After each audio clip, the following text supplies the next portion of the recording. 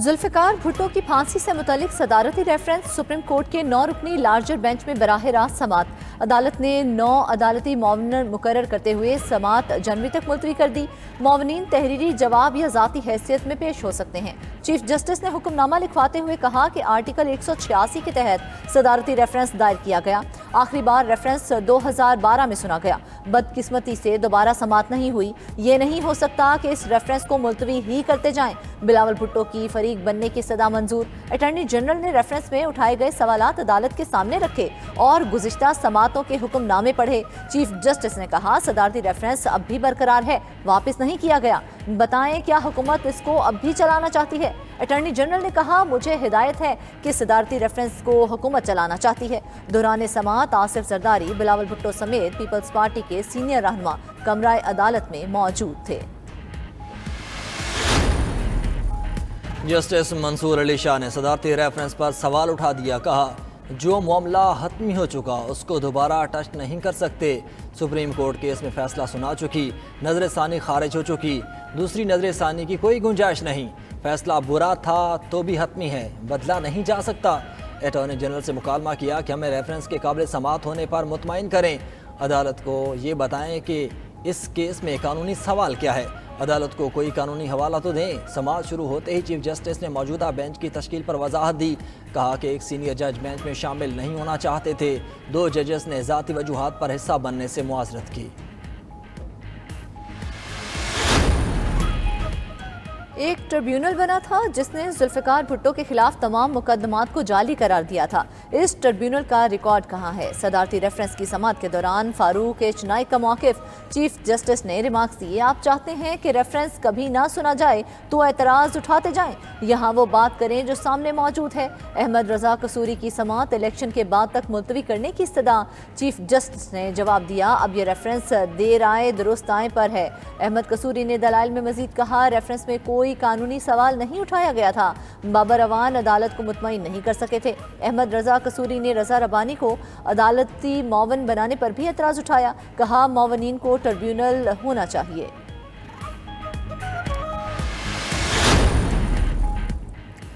हमने शहीद जुल्फिकार भुट्टो को इंसाफ दिलाना है। जिस शख्स के कत्ल का इल्ज़ाम था वो आज भी जिंदा है।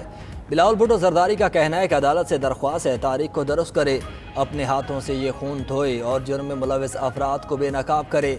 ऐसा फैसला हो कि हमेशा के लिए वो दरवाज़ा बंद हो जाए।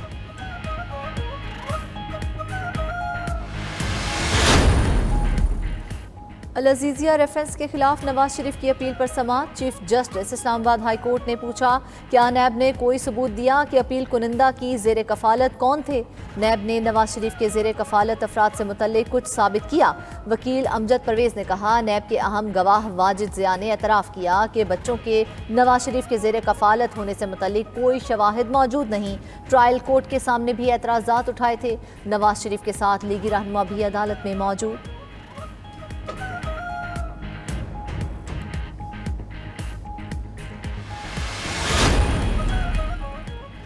साइफर केस में साबिक चेयरमैन PTI और शाह महमूद कुरैशी पर फर्द जुर्म आयद ना हो सकी।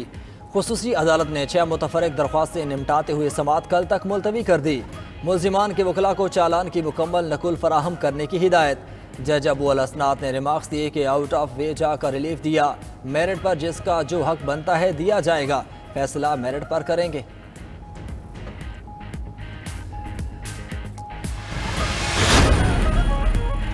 ये जानबूझकर साबिक चेयरमैन PTI को पेश नहीं कर रहे।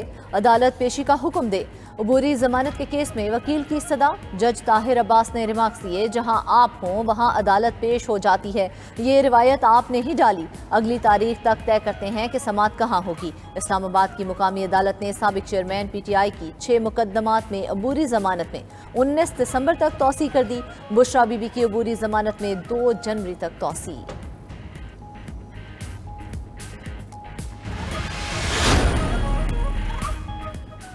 साबिक चेयरमैन PTI के दौर में झूठे केस बनाए गए। कौम से झूठ बोलने और जाली केसेस बनाने वाले आज खुद कटहरे में हैं। हमजा शहबाज की एहतिसाब अदालत में पेशी पर गुफ्तगू। शहबाज शरीफ और हमजा शहबाज के खिलाफ रमज़ान शुगर मिल्स रेफरेंस की समात 12 जनवरी तक मुलतवी। वकील ने रेफरेंस को सियासी इंतकाम करार देते हुए खारिज करने की इस्तदा की। नैब से जवाब तलब।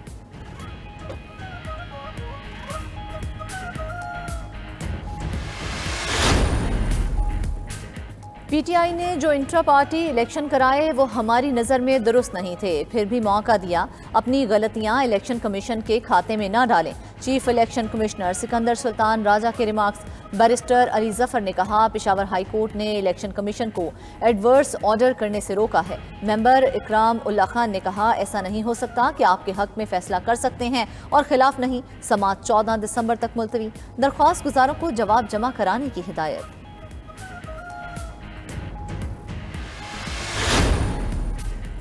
इलेक्शन कमीशन में जितनी दरख्वास्तें आईं उनमें से कोई भी हमारी वोटर लिस्टों में शामिल नहीं। एक दरख्वास्त गुजार को हमने निकाला हुआ है। Chairman PTI barrister Gohar Ali की मीडिया से गुफ्तगू। मजीद बोले, पीटीआई इंतखाबात का बाइकआउट हरगिज नहीं करेगी। Election commission intra party election का सर्टिफिकेट जारी करे। उधर अकबर एस बाबर ने मीडिया से गुफ्तगू में कहा, इंट्रा पार्टी इलेक्शन फ्रॉड थे। अदालती फैसले आ चुके कि हम पीटीआई का हिस्सा हैं। झूठ बोलने वाले वकला के खिलाफ पाकिस्तान बार कौंसिल में दरख्वास्त देंगे।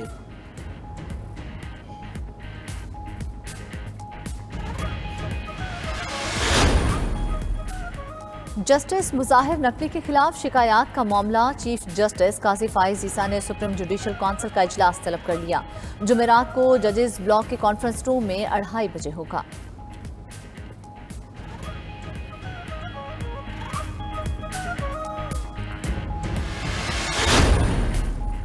पाक चीन तिजारती ताल्लुकात में अहम पेशरफ्त। चीन आज़ाद तिजारती मुआहदे पर नजरसानी पर मुत्तफिक। नई तरजीह फहरिस्त तलब कर ली। पाकिस्तान को मजीद रियायत मिलने का इम्कान। तिजारती डाटा में फ़र्क ख़त्म करने के लिए इक़दाम होंगे। चीनी सनतों को पाकिस्तान मुंतकिल करने के लिए वर्किंग ग्रुप कायम होगा। वज़ीर तिजारत गौहर एजाज ने दौरा चीन में मुआहदे पर नजरसानी का मुतालबा किया।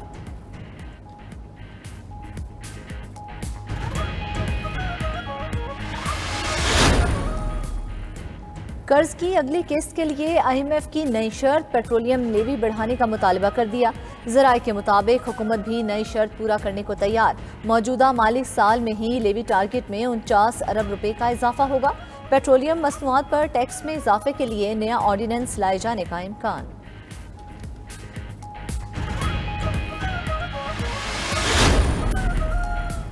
पाकिस्तान स्टॉक मार्केट में मुस्बत रुझान बरकरार। आज भी कारोबार के दौरान तेजी। 100 इंडेक्स में 450 पॉइंट्स का इजाफा। 66,460 पर ट्रेड।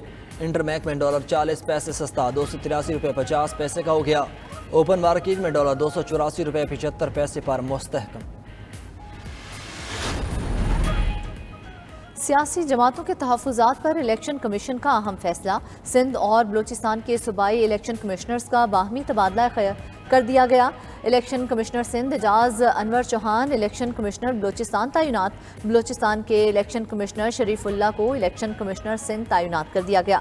डिस्ट्रिक्ट रिटर्निंग ऑफिसर्स और रिटर्निंग अफसर्स का भी मुतकर्रर हो गया। डिप्टी कमिश्नर्स को बतौर डिस्ट्रिक्ट रिटर्निंग अफसर तैनात किया गया। कौमी असम्बली की नशिस्तों के लिए additional deputy commissioners returning officer मुकर्रर। मुल्क भर में 859 रिटर्निंग अफसरों की तैनाती की गई।